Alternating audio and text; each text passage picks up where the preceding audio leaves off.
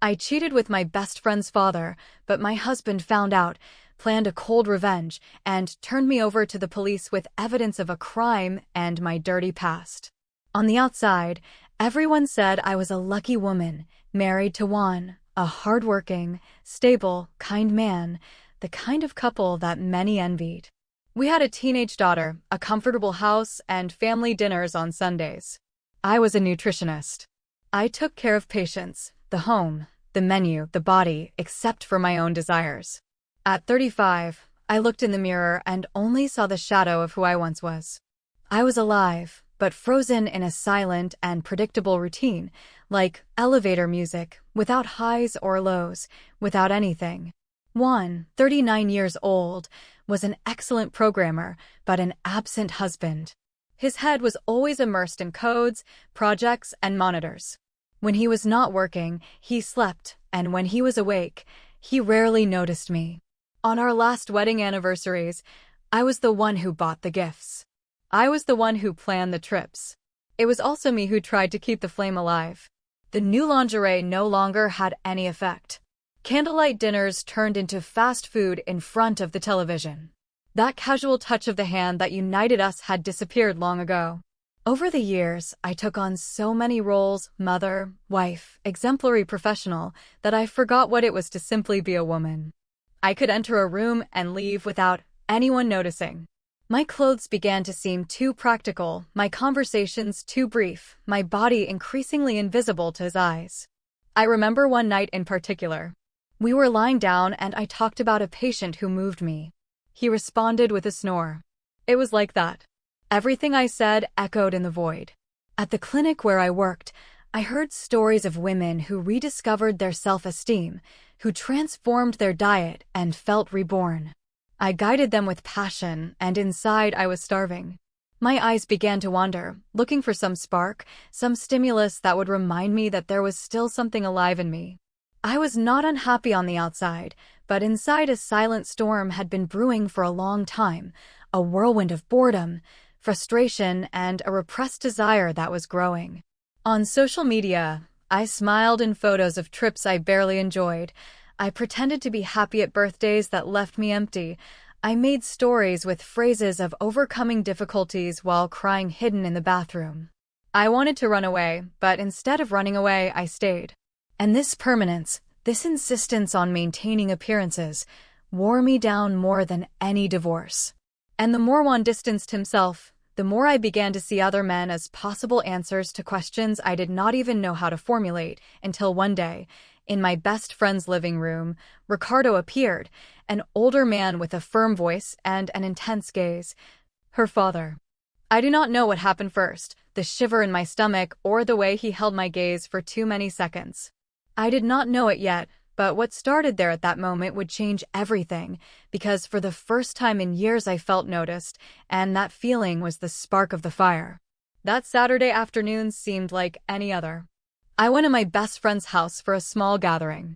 There were some relatives, colleagues, children, people you see out of courtesy. But when Ricardo appeared at the door with a lemon pie and a warm smile, I felt a vibration that I had not felt in a long time. He was her father, a 52-year-old retired surgeon with an impeccable gray beard, a firm gaze, and the posture of someone who has seen the world and survived with charm. He greeted me with a long kiss on the cheek and called me elegant.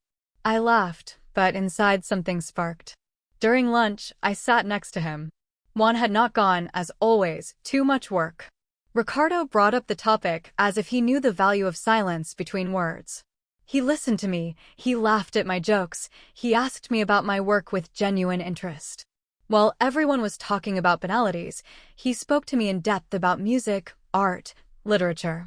He seemed to know exactly what to say to make me feel intelligent, interesting, alive.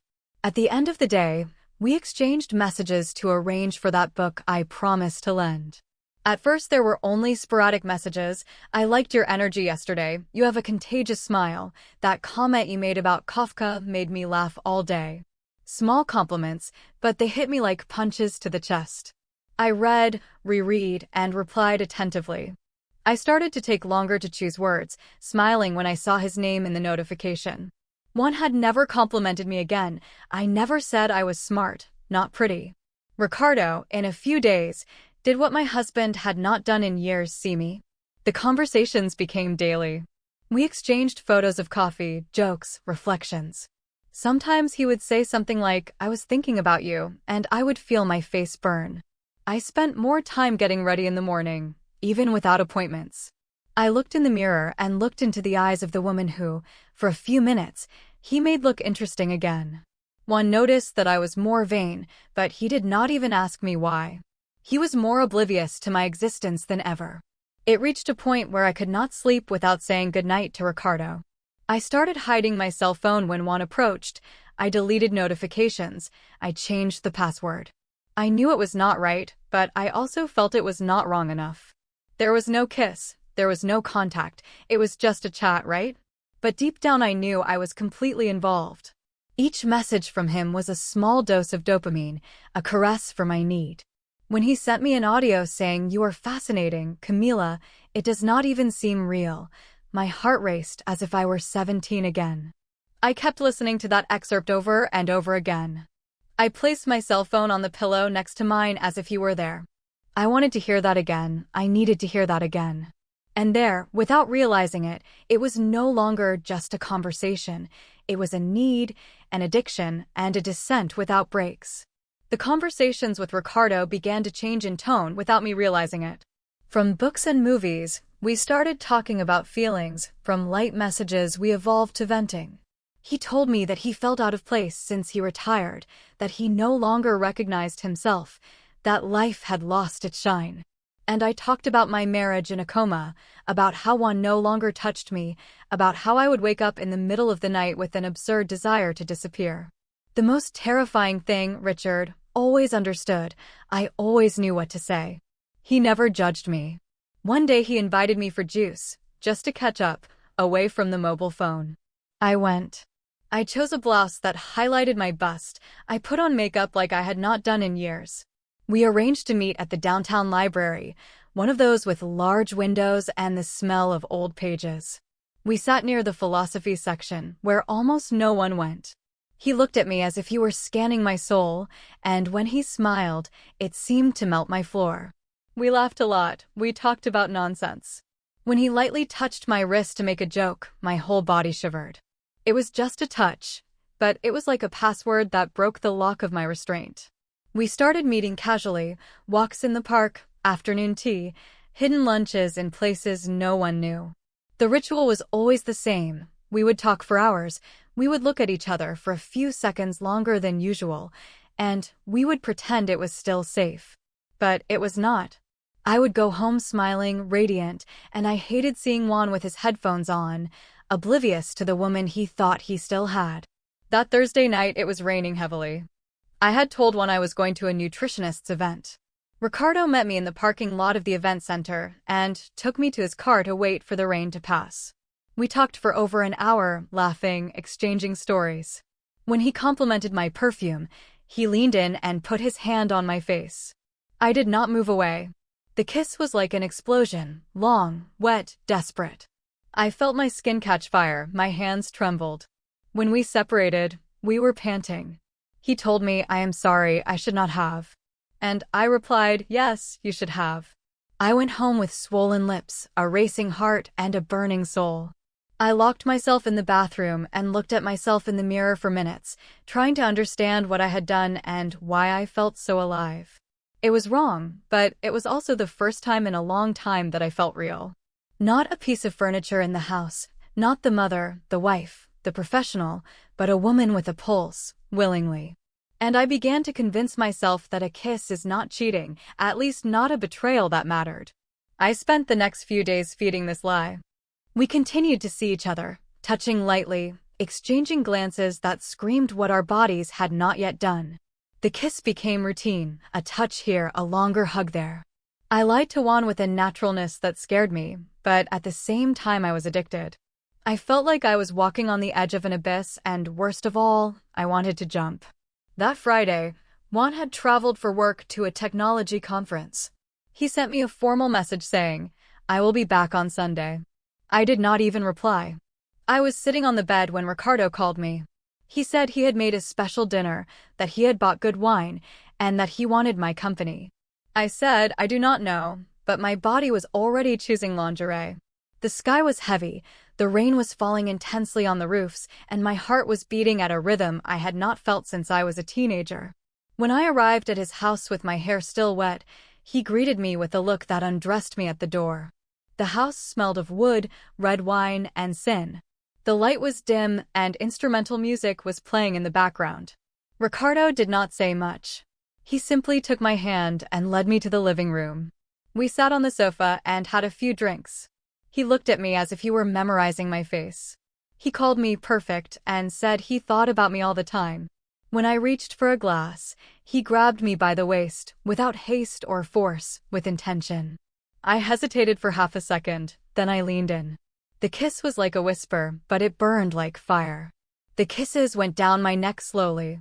He sat me on his lap. My hands trembled, but I did not push him away.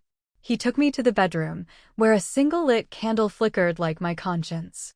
When his hands slid over my skin, I did not feel fear, I felt hunger. Hunger to be touched, to be used willingly, even with a certain submission, to be desired, to be someone. We undressed as if undoing an old pact in there, on his bed, while the rain beat against the window. I gave myself up. Muffled moans, accelerated breathing, our bodies intertwined as if the world did not exist. It was not just sex, it was a reunion with a part of myself that I thought was dead. Ricardo was firm, kind, and attractive. He touched me as if every part of me deserved to be discovered, as if my body were an ancient map that he deciphered with reverence. Every sigh of mine was reciprocated with a kiss, every shiver with a whisper. And when he said, "You are incredible," I felt a tear fall.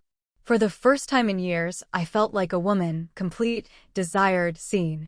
Afterwards, we lay together in silence, his breathing calmed while I stared at the ceiling, naked, covered only by a sheet and an avalanche of emotions.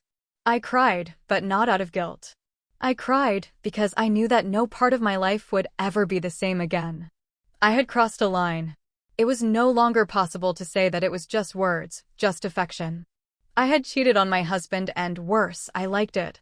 A very large part of me wanted to get up, run, escape, but another, much larger one, wanted to stay there forever. Before leaving, he kissed me again and asked if I would come back the following week. I said I did not know, but deep down I was already choosing my clothes. I told myself it would be just for this one time, just an experience, an escape, something isolated. But deep down in my stomach, I already knew the truth. That was not the end. It was just the beginning. After the first time, there was no turning back. What was a flame became a fire. I started making up fake schedules with a terrifying ease. I said I needed to see a patient with eating disorders in another city, or that there was a meeting of the Nutritionists Association. Sometimes I would make up a study group, an online conference, any excuse that would justify my disappearance for a few hours. Ricardo and I would see each other at least twice a week, and each encounter seemed more urgent, more voracious, and more addictive than the last. We had sex in motels, in discreet hotels, even in the back seat of his car. As I never confessed it to anyone, in my own bed, when Juan traveled to visit his mother, Ricardo used me with force and intensity. He made me a woman. He satisfied me in my own bed, smelling of my husband who already disgusted me. It was that night that I realized that guilt no longer paralyzed me.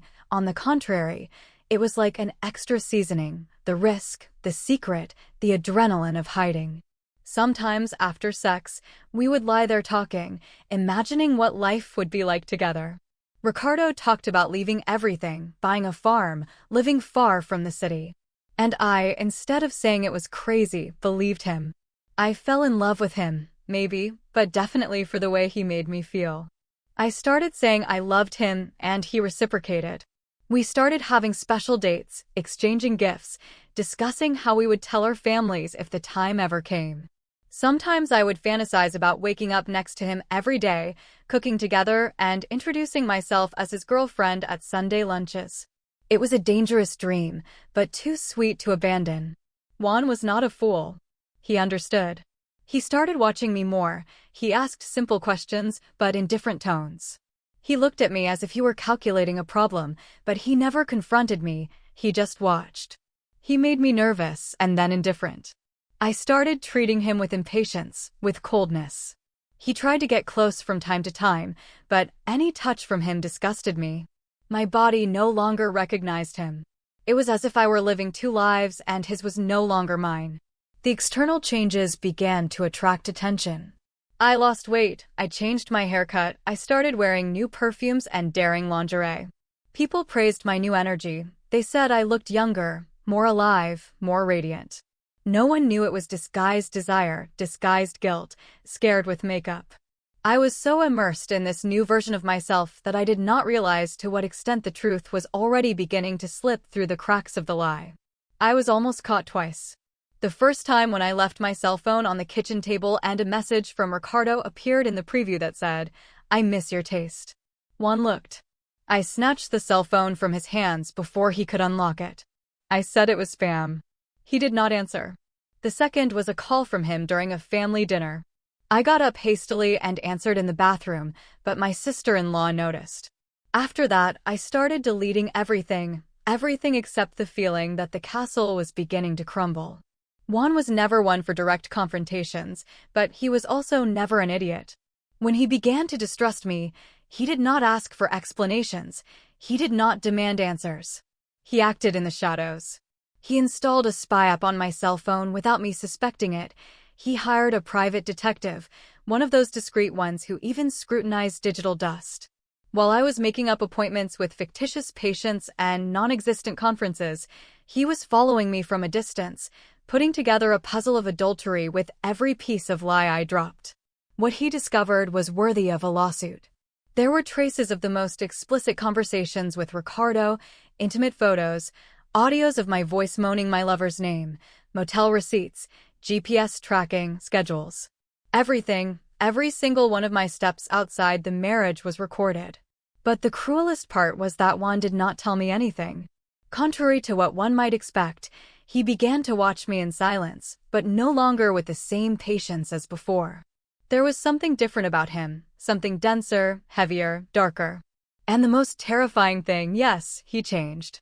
Juan became colder, more tense, almost always silent. His gaze no longer sought answers, but confirmed certainties.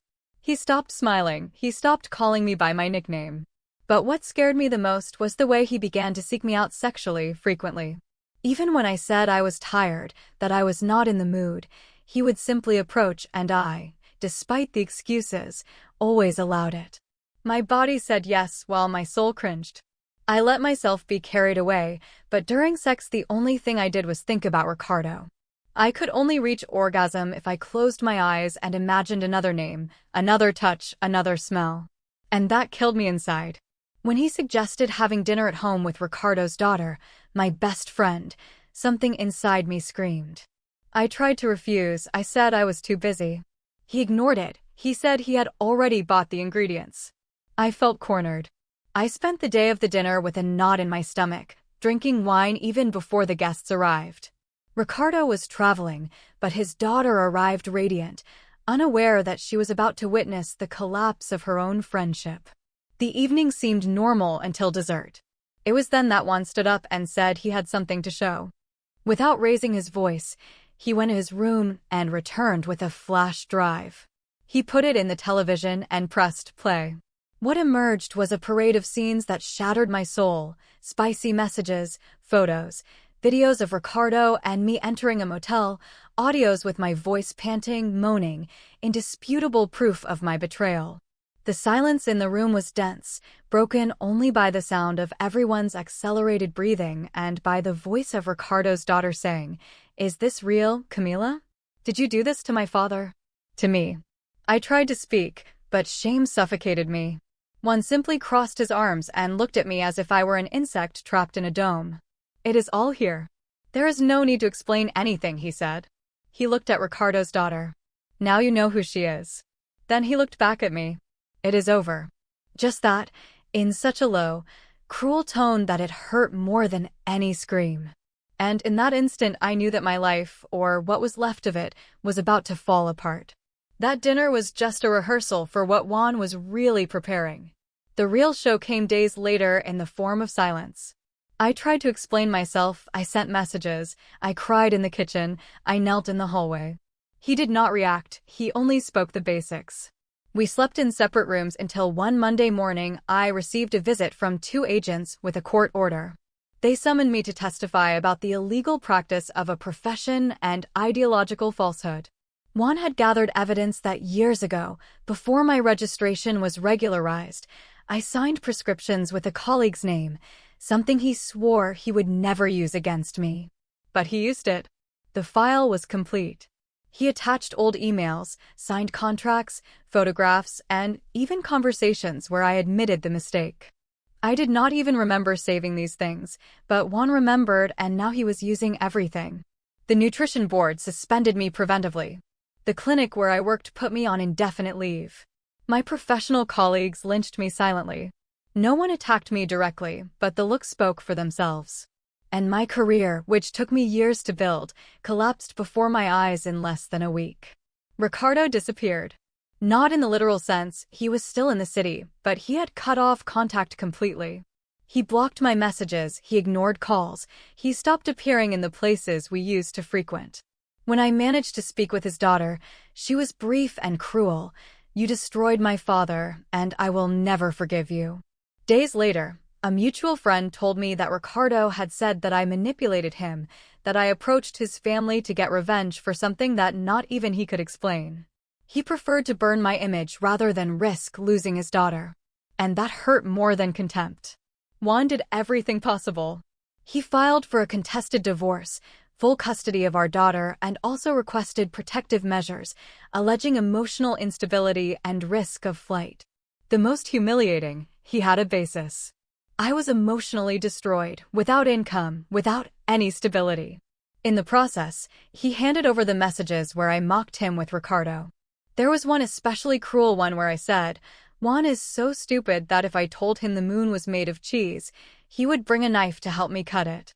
Seeing this printed in front of lawyers and judges was like dying in public. I lost everything, the custody of my daughter, the assets we built together, even the car I used. Juan appeared as the betrayed but resilient man, the model father, the wronged husband who reacted with class. The internet loved it because, yes, he leaked a video.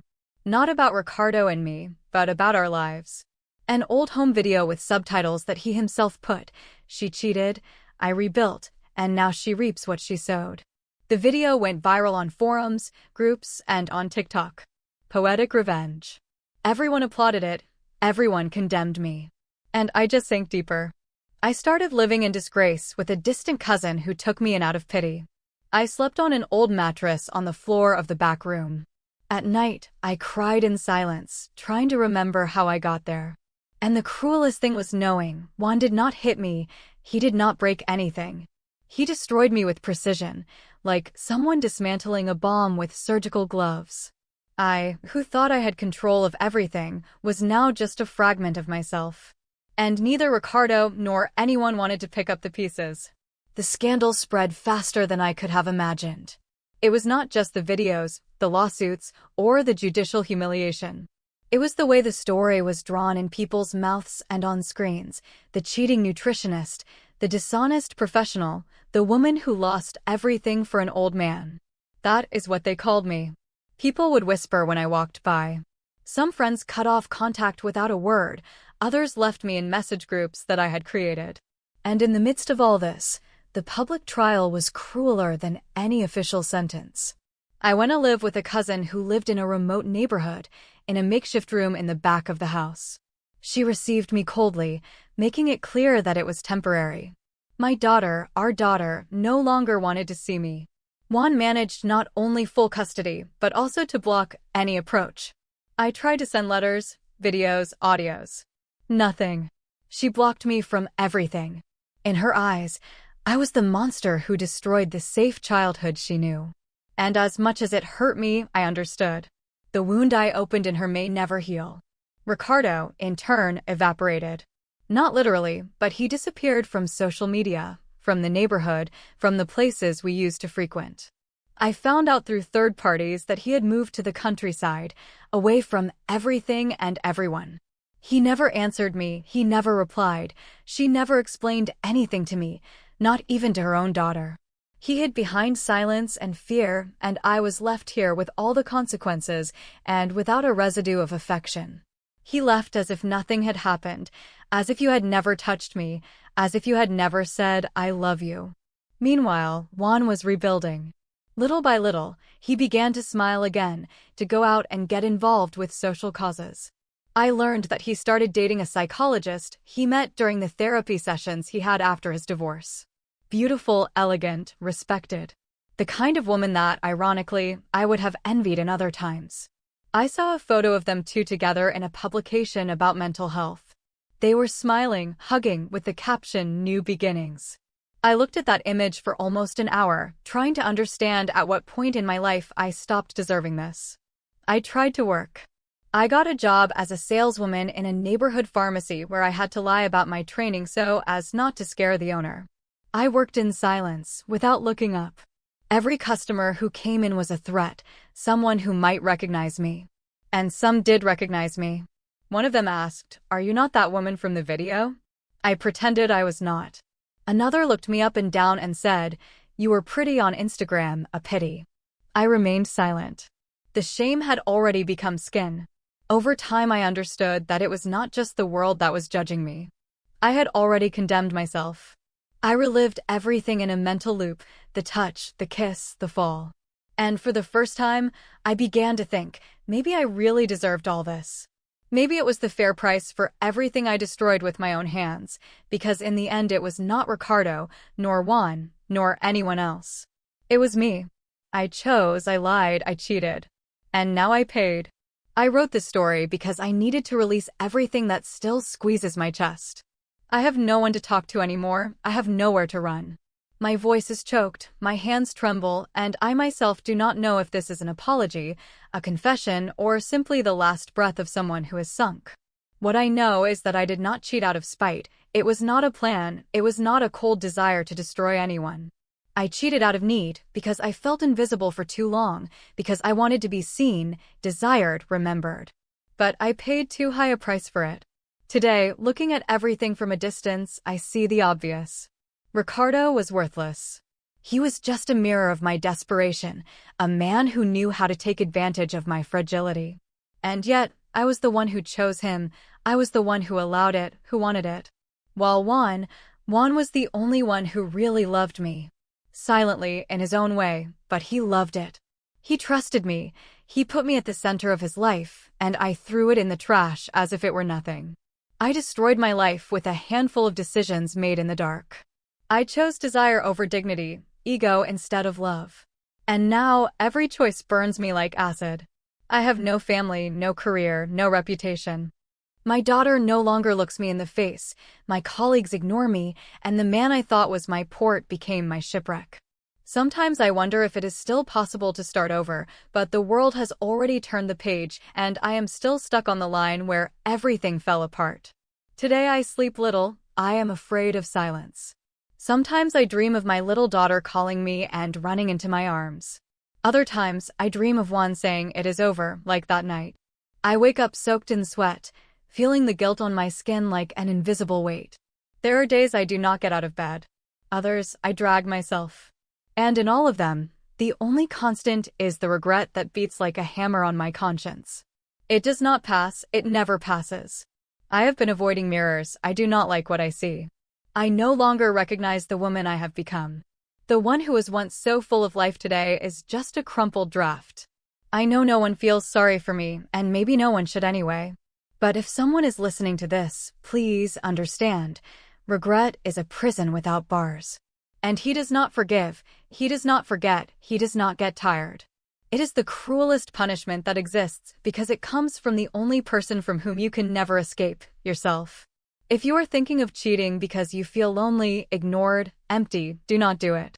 Scream, chat, ask for help, separate if that is the case, but do not cheat.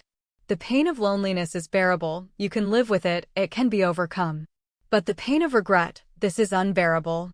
It digs inside you every day and deeper,